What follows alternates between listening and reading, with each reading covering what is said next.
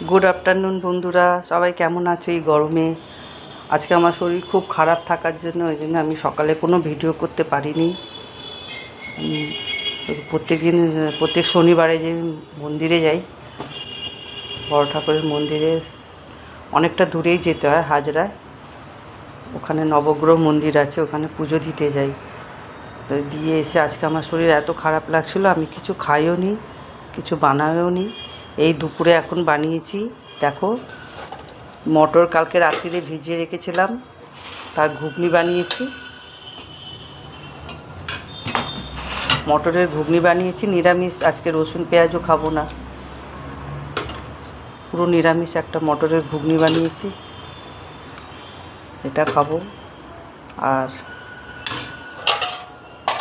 পরোটা বানিয়েছি, এই পরোটা আর আলু পটলের একটু তরকারি করলাম।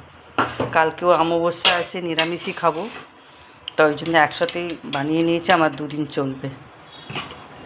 এই হচ্ছে আলু পটলের তরকারি, প্রেশার কুকারেই বানাই আমি। অনেকক্ষণ ধরে কড়াই বসে বসে আমি রান্না করতে অনেক টাইম লাগে, ওই জন্য আমি প্রেশার কুকারেই বানিয়ে নিই আলু পটলের তরকারি।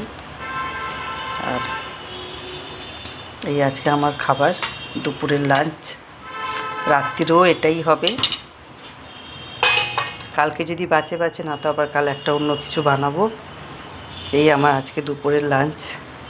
Good afternoon, thank you.